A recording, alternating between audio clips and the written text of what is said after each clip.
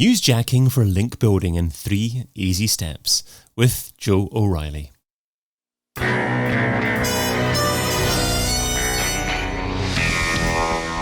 In Search SEO podcast is brought to you by Rank Ranger, the all-in-one SEO platform that helps scale your business through data and analytics. Hey, it's David. How do you use newsjacking for link building? That's what we're discussing today with a lady who has a prior career as a journalist, and for the past 5 years has been working both agency side and in-house as a digital PR manager. A warm welcome to the In Search SEO podcast, Joe O'Reilly. Hi everyone. Really excited to talk to you about newsjacking. It's my favourite topic. It's my favourite thing to do. Hopefully I can give you some tips to help you get some success with it. Wonderful. Pick the right guest for the right topic. That's a good start. I'll just say that you can find Joe over at salience.co.uk. So Joe, how would you define newsjacking? Newsjacking for me is inserting yourself, your brand, your website into a breaking news story by offering analysis or interpretation of events, or really just comment on the news story. Brilliant. Okay, so today you're sharing how to newsjack for link building in 3 easy steps. So starting off with number 1, get ahead of the news. No crystal balls required. Okay, when I tell people that the best thing to do when it comes to newsjacking is not to really wait for the news story to break, but to really get ahead of it, people often look at me like, can you tell the future? How do you do this? And actually, you really can. It does help, and I won't lie to you, if you're working in an agency and you've got reams of clients, this is definitely more difficult. If you're working with a group of niche clients, or if you're in-house, it is, it's incredibly easy when you're in-house because you can really niche down, but you can get ahead of the news. You can get ahead of what we call the news cycle. Wherever you're based, if you're in the States, if you're in the UK, there will be a news cycle. News tends to follow a kind of topical, yearly kind of cycle. We'll always have, in the UK at least, we'll always have news about heat waves in the summer, or about, the classic one when I was growing up used to be hosepipe bans to deal with drought. We can predict that these are going to be news stories. If we see on the Met, for example, that the weather is hotting up, we know that in 2 weeks' time, all the news is going to be talking, and we do love the weather in the UK as well, so that does help, but the news is going to be talking about a heat wave. We know that's going to be a breaking news story, even though it's going to be a shock to no one. So we can prepare our experts in lawn care if there's going to be a hosepipe ban, or our experts in keeping your car cool, keeping your pet cool, keeping your home cool, air conditioning. We can prepare our experts, or our in-house kind of thought leaders on these topics, that this is going to be a breaking news story. Let's prepare to newsjack it by having comment or data or whatever else we can provide the journalist ready ahead of time. Obviously, there's going to be things that aren't topical, that aren't part of the news cycle, but you can, there's various things you can do to monitor the media to get ahead of those. Finance is a great example. If you've got a finance client, you can sign up to, I think in the UK, the best one used to be the Financial Times newsletter. I think you get it around 6 a.m. in the morning, so you know what the big kind of finance stories of that day are going to be. I think in America, the one I used to use was Morning Brew. They tend to be really ahead of the finance kind of news in the States. So there are ways that you can monitor your patch or your niche to be really ahead of the big topics that all the journalists will be writing about that day or that week. Okay, so the FT newsletter, Morning Brew as well, 2 great resources, I'm sure, for the listener. You begun by talking about cyclical news stories. Is there such a thing as an online resource for common cyclical news stories? Do you know what? Someone should create one. No, I think, when you're a journalist, you just kind of know that when Christmas is coming up, people will be talking about, Christmassy things, that it just becomes what we call an innate news sense, really. I know, if you look at the way kind of people work when they work in social media or they work in content marketing, people have content calendars these days, and that tends to be really helpful because like the rest of us, journalists are observing these kind of, Easter, I think, is the next big one coming up. We know everyone will be talking about chocolate. We'll be talking about, families getting together. I think, we've got Ramadan that's being, observed at the moment around the world. So that we would have planned for that if we had a client or a website in that space that could provide comment on that kind of situation. So I think there are content calendars, but no, there's not that I know of. It's a really good idea for someone to take and run with that, Dave. Good piece of link bait that you can build potentially. Yeah. Let's. I was trying to think if people still call it link bait at the same time as I was calling that. Is there another word for that nowadays? I'm not sure. No, I think that's still. Well, let's take us up to step 2. Know your beat. Make contacts. Build media lists. Keep them updated. So yeah, the one thing you don't want to find yourself doing is if a massive news story breaks in your space, in your niche, you don't want to be scrambling around trying to work out who writes about these topics and building the media list. One of the things we talk about in digital PR an awful lot is about having really up-to-date media lists and not spamming journalists that aren't interested, and trying to do that in a rush because a news story is just broke. And as I'll talk about in a minute, you've got around 30 minutes to get a Newsjack on someone's desk. That's a very short space of time. You won't want to be building a media list in that time. It can take me, hours to put together a really good media list. I don't have that time once a story is broken. So, what I do, and once again, if you're in-house and you've got quite a specific niche, this is much easier. It can just become part of your day-to-day kind of admin, really, keeping that list updated. But definitely take some time, work out who the top journalists are in that patch, your niche, and have those media lists ready. A great thing to do when you're starting out, if you don't come from a media background and you don't already have those contacts, just send an introduction email. Yes, journalists are busy. Yes, we don't want phone calls, or they don't want to be taken out to lunch anymore. That those days are long gone. But everyone appreciates an introduction email. Say, hey, this is who I am. This is a brand, the website I'm working for. Just so you know, we've got an expert in finance or insurance or cryptocurrency or whatever it is that this journalist writes about, and say, look, we're always available for comment. We're always, if you ever want any analysis, drop us a line, or are you okay if we add you to our media list for these topics, for these comments? You might not hear a lot back, but you've still introduced yourself, and the next time you send an email, that recognition might do you a favor and push you to the top of the pack. So I love that idea, send an introduction email, because I think many people will be just collating large lists of journalists, and as soon as they get a story, emailing them. They haven't made contact with them before. You might go to a spam list. The journalist might not recognize who you are, obviously, and they're much less likely to actually engage with you.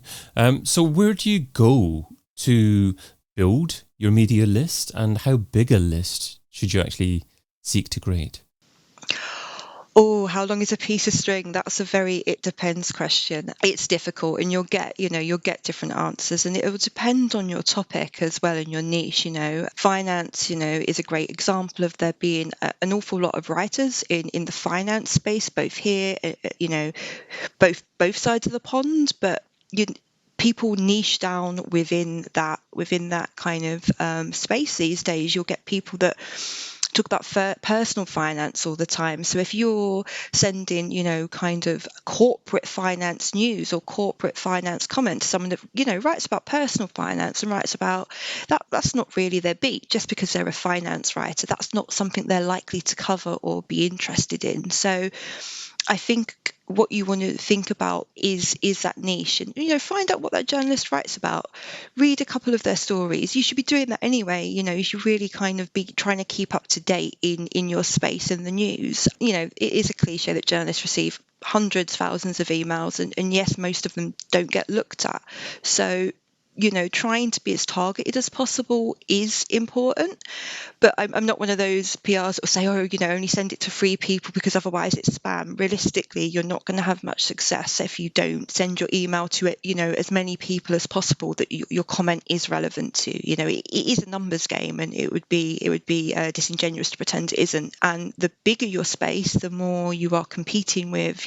Everyone's trying to do this, right? We're all trying to get our thought leaders coverage. We're all trying to build links with these really, high quality news publications. So, there's a lot of competition depending on your space. And, you need to be getting the word out there about who you are and what your expert can speak about. And are you a fan of following your target journalists on social media and commenting on their posts? So just to try and build that awareness of who you are and what you do? Yeah, absolutely. I mean, Twitter is the best one for this. Journalists, do use Twitter. I used it as a journalist. That's when I was probably the most prolific of my Twitter career. Yeah, absolutely. And it's just a good way of building connections with people and, and keeping up to date with what's going on in your space and your niche. And I think sometimes, we can be a bit, we're all busy. Journalists are busy, PRs are busy. We can be a bit selfish. We only contact journalists when we want something from them. And I do go out of my way. And anyone I work with, any execs I train, I always say, if you see a journalist that's, look, they've put a journal request out on Twitter, for example, and they're looking for someone, but you haven't got that client or you can't help, there's no harm in saying, hey, do you know what? I'm not working with anyone, but, my colleague is, or, even someone at a different agency or that journalist will remember your name. You've made contact, you've helped them out, and then one day they will be looking for someone that you are working with, and they'll think, hang on, this person helped me out with them. That kind of having a really egalitarian attitude to it and trying to be helpful for being helpful's sake can really help you out further down the line, and that's how you build connection these days. Like I said, we're not taking journalists out to lunch anymore. It's not the 80s. That's not how PRs and journalists behave, but we do try to stay in contact and keep those online relationships that help us out long term. And step number 3 is streamline the process. Ensure you can move fast when news breaks. Yes, this is a big one. So I think I mentioned earlier that, I'm a bit militant with this because I've been in a newsroom. I know what it's like. I know how quickly and journalists have to turn these stories around these days. If a news story breaks at 10 a.m. in the morning and you send a comment out at 3 p.m. in the afternoon, you've missed it. You've got probably from an hour from when a story breaks to, and I say half an hour, really. I try and shorten that process as much as possible. This is really difficult. I'm not pretending it's not. And it's particularly difficult when you've got multiple layers of sign-off process. What I would say is smooth that out as quickly as possible. Do dummy runs with your thought leaders, with your sign-off process. Practice it and see if you can kind of keep get a personal best. Keep shaving a couple of minutes off each time you practice it. Some of the biggest success I've had with Newsjacking. I'll give you my favourite example of this was we have the airline EasyJet. There'd been a big data breach with EasyJet a couple of years back now, 4 or 5 years back. I was working for an online privacy company, and we had a privacy expert. And I saw the tweet go up about EasyJet, and I think I was eating lunch at the time, and I was like, I'm going to have to put this sandwich down and come back to this. I think we got it out 25 minutes, and I was pretty happy with that. We got the comment, we got the analysis, we got it to all the travel journos, all the kind of data journos, people that covered those kind of stories. And we landed a huge amount of coverage and links in places, that we'd never really worked with before, with journalists that we'd never worked with before. We were used to working with, your End Gadgets, your TechCrunch, your Tech Press. That was our beat. So it was a real nice place to build quality links that kind of, we hadn't had access to before. And it's great fun as well. Can I just say that, it's intense. I love it. It's one of my favorite parts of the job. It's like being a journalist again, but from reverse, right? So really exciting. But, to have that success, having all those things lined up and that sign-off process really smoothed out before a story breaks means that, when that buzzer goes, you'll be like straight out the starting blocks, and it is speed that will win if you're the first person there. You've got to have a quality comment, and you've got to have a thought leader that can say something really insightful as well. You can't just be first if you're saying something that's a bit boring or not really relevant. You can't have a beautician that responds to a data breach story quickly and have a success. You still need your relevance there, and you still need your quality. But if you can get that quality and that relevance and combine it with being really quick, you'll have a great time, and you'll achieve huge amounts of success with it. And you said a really nice way to get quality links. How do you optimize the number of links, the quality of links that you actually get? Do you actually ask for a link from the journalist? Do good journalists just know that's what you're looking for? Oh, this can be really difficult. So I have a really nice line at the bottom of my email. Thank you for using this. We'd absolutely love a link back to. And then I include a hyperlink originally, but then I just put the full URL in as well, and hope that they've got both there. And I hope that I'm being polite. I've done them a favor. I hope that they see that that's landed at their desk at the right time. It's really helped them get their story out within their time limits, and that they'll and obviously I follow up as well if a comment goes live. And the trick with that, and I know other people will say this as well, is to be quick about it. So be looking for that coverage as it rolls in, and if it rolls in and there's not a link, be really quick off the mark to, hey, thanks for using my content, really appreciate it, would love it if you can link. You can't force anyone to link, right? We know this is, what I do is earned media. It's not a paid link building. It's not a paid media placement. It is a game where you hope that what you've provided is of enough value that they will provide what you're asking for back. Be polite, be really quick to ask, and be quick to follow up and ask if they've used the comment without a link. But there are no guarantees in this game, and that's part of what makes it the process that it is, that I think that was a really nice way that you suggest asking. I think it wasn't aggressive. It wasn't a case of you saying we need this or anything like that. You're thanking them for the opportunity of perhaps even featuring your content within the publication, and then doing the ask after that. And I think you just struck the tone nicely there. Obviously, I think you've probably tweaked that with years of experience. Yeah. No, I have. And when I first started doing digital PR, and, I used to work with people that had perhaps come from a more traditional link building background. And obviously I'd, previously been a journalist, and we used to debate this back and forth, how forceful you should be, how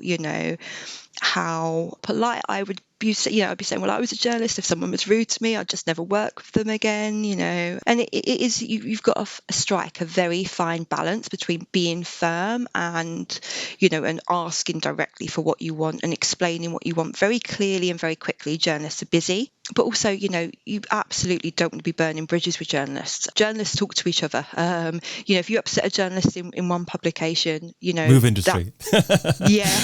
And journalists move around as well. Journalists move around as much as PRs or SEOs do. Journalists I've been polite to when they worked at quite small media publications, as their careers have progressed, they've, ended up in, bigger publications, which is great for them and great for me, because that contact I've kept, and the links I was building in perhaps quite a small tech publication 3 years ago, now we've got a nice relationship now, so I can be a bit more, not forceful, but I can be a bit more upfront about, hey, this is a bit of a give and take, and this is what I need if I do this for you. So there is a relationship building element of it. Don't go and burn your bridges over one link that you didn't get. You might get a link next time. Great advice. Let's finish off with the Pareto pickle. So Pareto says that you can get 80% of your results from 20% of your efforts. What's one SEO activity that you would recommend that provides incredible results for modest levels of effort? Okay, I'm going to stick with links because links are what I know. I think, I love newsjacking and I like doing PR campaigns, but both take quite a lot of time and quite a lot of expertise. What you can do, and I know everyone talks about Harrow, and I do think that it's still, you can get an awful lot of great links from, I think we've got several Harrows now. I use Harrow, I use Quoted, journal requests on Twitter. You can spend maybe 10, 15 minutes a day browsing through them, finding an opportunity that's right for you. putting together some, nice, insightful commentary. I've built some really, really good links this way just by, and again, I think, a lot of responses to Harrows and journal requests, can be a bit forceful and a bit link buildy sometimes, and journalists don't like that. If you're polite and you send a really nice email, you can get some really, really good quality links back from that. And it doesn't take huge amounts of time or investment. That's my 20% for 80% idea. Don't be afraid of tools like Harrow. Don't be afraid of contacting journalists. Just be polite. Remember, there's a human at the end of the email you're sending. Use it to make friends. I've made great contacts and great friends with journalists from things like Harrow that have become actual contacts that I now contact outside of those tools. So yeah, that would be my answer. I've been your host, David Bain. You can find Joe O'Reilly over at salience.co.uk. Joe, thanks so much for being on the In Search SEO podcast. Thank you for having me, and thank you for listening to my talk about Newsjacking. And thank you for listening. Check out all the previous episodes and sign up for a free trial of the Rank Ranger platform over at rankranger.com.